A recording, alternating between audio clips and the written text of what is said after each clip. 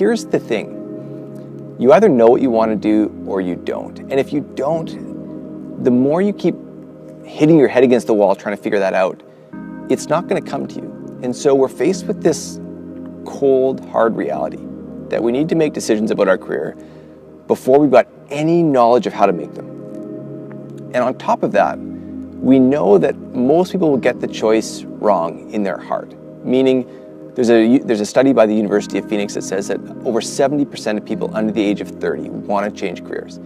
So you're forced to make this decision before you know how to make the decision. And then once you do, you're going to feel like it's wrong. So we're forced to feel like we're failures in a sense. And so that was the epidemic part, is that so many people, the majority of people, come out of school and feel like the choice they made was the wrong choice.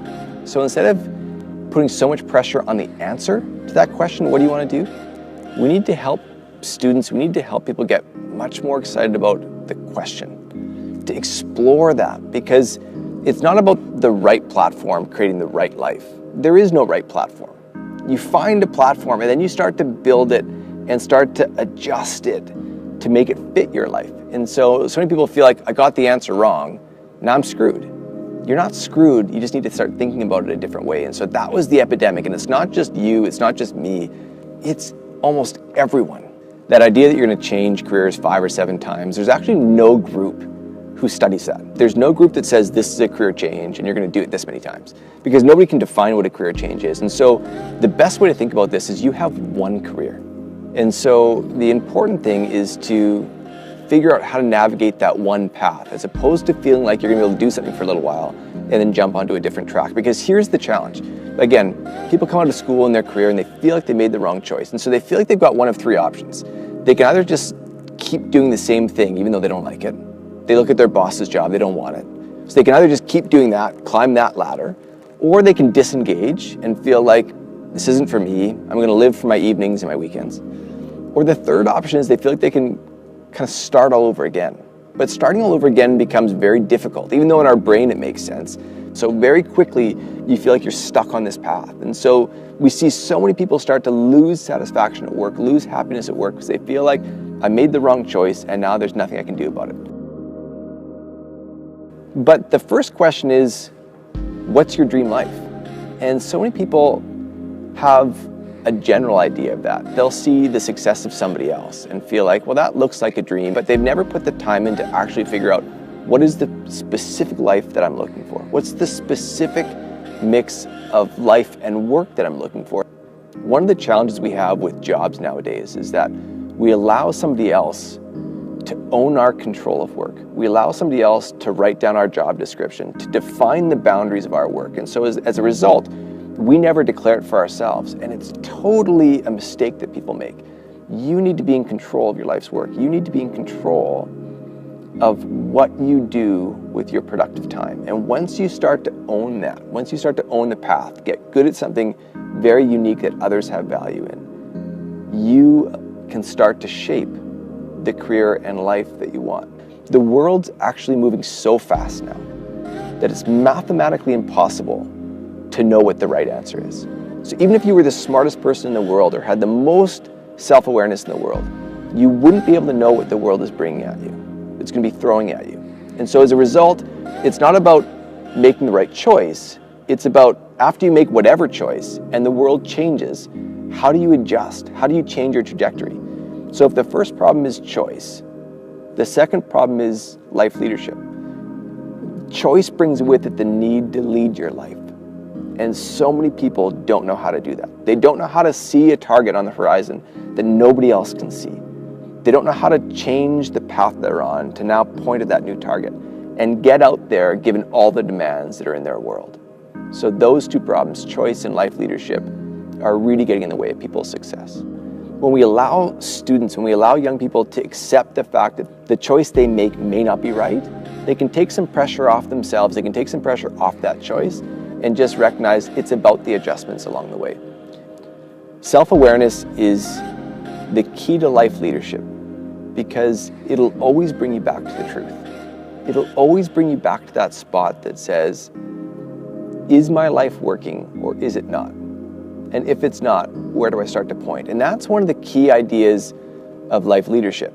And so to understand self-awareness, you need to understand life leadership, which is the ability to say, if I feel like I'm not on the right path, I can actually change the trajectory of my life. It's the belief that you can do that, but it brings a couple questions with it. Once you're on a path that's no longer working, the next question is, well, what's the right path? And the only way to declare that for yourself, to declare that, to actually find true success, not success that's measured in fancy cars or promotions, but true life success. Self-awareness helps you figure out what's the better path. It also helps you figure out that the path you're on isn't working. So again, it always brings you back to where you need to be. So I'd say self-awareness, if there's one skill set people can develop, it's really enhancing their ability to understand themselves. Given all the change in the world around them, they need to understand, is the world changing around me? Am I changing? Or can I not tell the difference between the two? And understanding those differences, understanding who you are within this world that's changing so fast is so key, because it allows you then to develop your leadership, develop your life leadership, to say things aren't working and I actually have the ability to change the trajectory, and that's now where I want to go. The greatest leaders the world has ever seen, we can name a few of them, they didn't get permission from anyone to be a leader. They just decided not to learn about leadership from a textbook or from somebody else. Maybe they didn't learn it at all. They just decided to live it. I've met people in southern India who can't read and write and have led movements over 1 million people. Led over 1 million people out of poverty, and they can't write their own name. Yet they've led millions of people. It's extraordinary, but it's the choice to live it as opposed to learn it. We think that learning is just about taking information that's not in your head and putting it in your head. It's this idea of making you smarter. That's one kind of learning, and we default to it because that's what schools teach us. But learning actually has 2 other layers to that. There's another kind of learning that says, because of what's now coming in my head, do I see the world differently? Does my perspective change?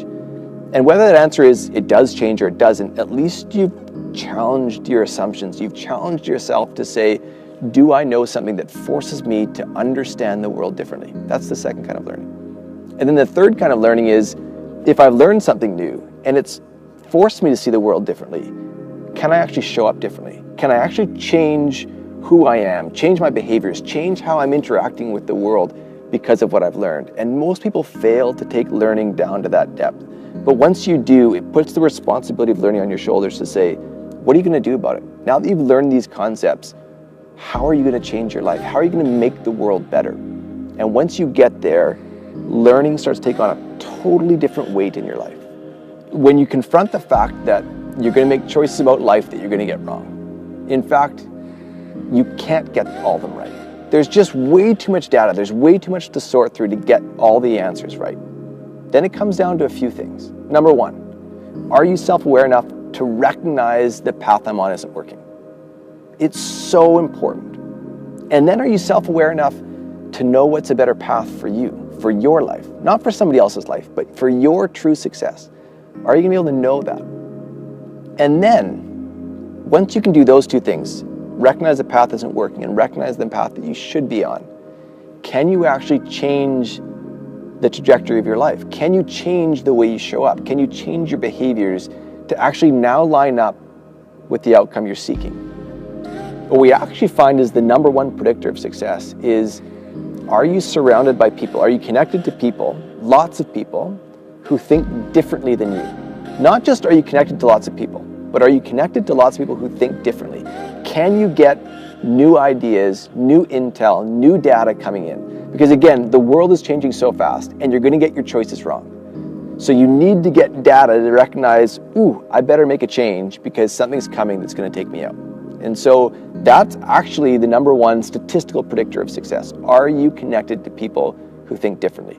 And then the next one after that is emotional intelligence. Are you self-aware?